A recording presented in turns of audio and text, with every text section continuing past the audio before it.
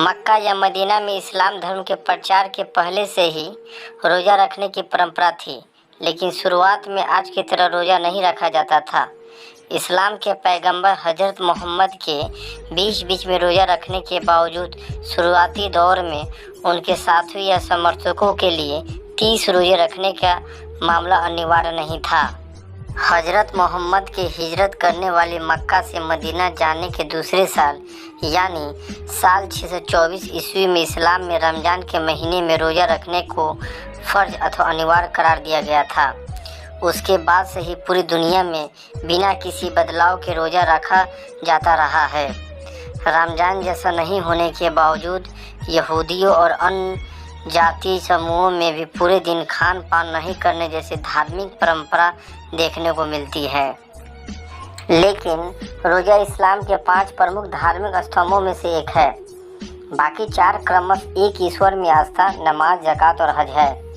जिस साल रोज़ा को फ़र्ज बनाया गया था उसके 2 साल पहले वर्ष 622 में इस्लाम के नबी मक्का से सहाबियों को लेकर मदीना चले गए थे। इस्लाम में इसे हिजरत कहा जाता है। हिजरत की तारीख से ही मुसलमानों के वर्ष की गिनती शुरू की गई। इस्लामी विशेषज्ञों का कहना है कि हिजरी द्वितीय वर्ष के दौरान रमज़ान के महीने में रोज़ा रखने को मुसलमानों के धार्मिक ग्रंथ कुरान के जरिए फ़र्ज या अनिवार्य किया गया था। मक्का मदीना में पहले से थी रोज़ा की परंपरा।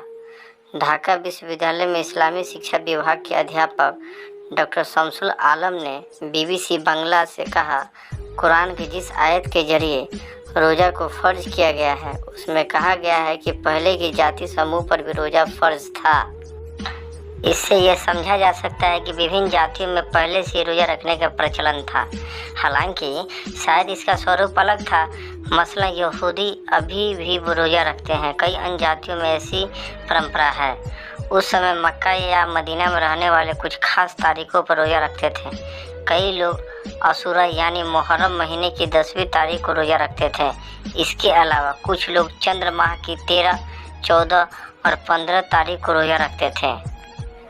ढाका विश्वविद्यालय में इस्लामी इतिहास और संस्कृत विभाग के अध्यापक डॉक्टर अताबुर रहमान मियाजी BBC बांग्ला से कहते हैं, अन्य पैगंबरों के लिए रोज़ा फ़र्ज था, लेकिन वो 1 महीने तक चलने वाला नहीं बल्कि आसिंग था। इस्लाम के नबी भी मक्का में रहने के दौरान चंद्र वर्ष में 3 दिनों के लिए उपवास रखते थे। यह साल में 36 दिन होता है। इसका मतलब यह है कि वहाँ पहले से ही रोज़ा रखने की परंपरा थी।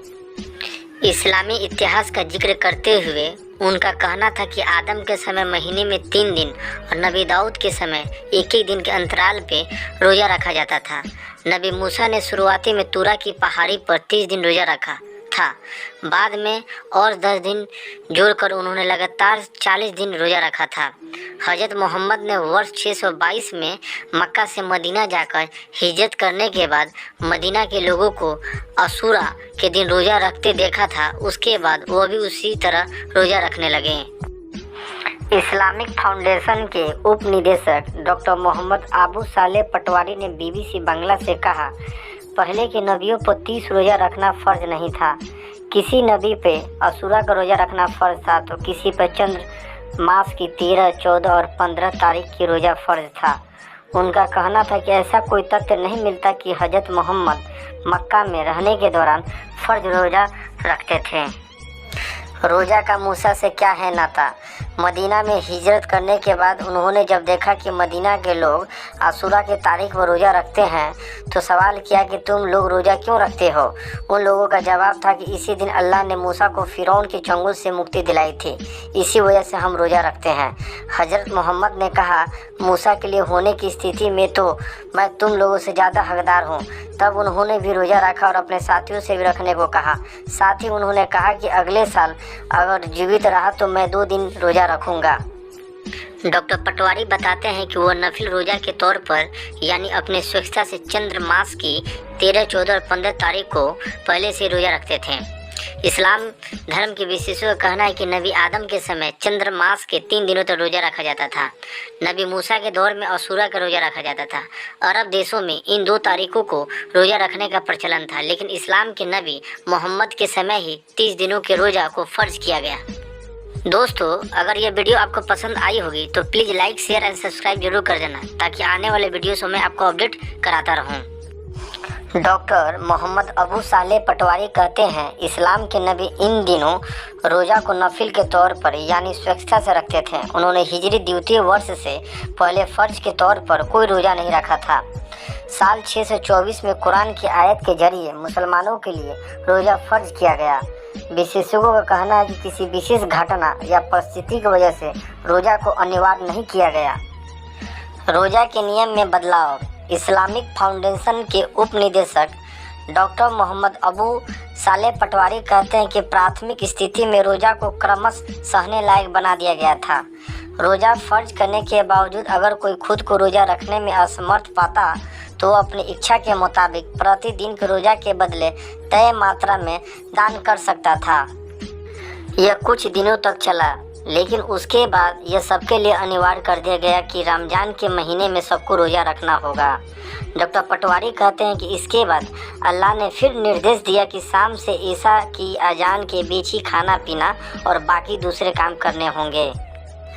ईशा की अजान खत्म होने के बाद अगले दिन शाम तक कोई खा पी नहीं सकता था, लेकिन इससे भी मोहम्मद के कई साथियों को तकलीफ हो रही थी। खाना खत्म करने से पहले ईशा की अजान खत्म हो जाते थे। रोजे के बाद इफ्तारी। ऐसी दो घटनाओं के बाद अल्लाह ने उनकी तकलीफ की बात समझ कर निर्देश दिया कि आगे से सुबह सवेरे से सूर्यास्त के बीच रोज़ा रखा जाएगा। यह परंपरा आगे फाइनल हो गई। इतिहासकारों का कहना है कि यह तमाम बदलाव द्वितीय हिजरी में रोज़ा को फ़र्ज करने वाले रमज़ान के महीने में ही हुए थे। उस समय रोज़ा शुरू होने के पहले और बाद में मूलतः खजूर, पानी और मांस और दूध का सेवन किया जाता था। डॉक्टर शमसुल आलम कहते हैं, अरब के लोग सहरी और इफ्तार में एक जैसा ही भोजन करते थे। उनमें खजूर और जमजम का पानी शामिल था।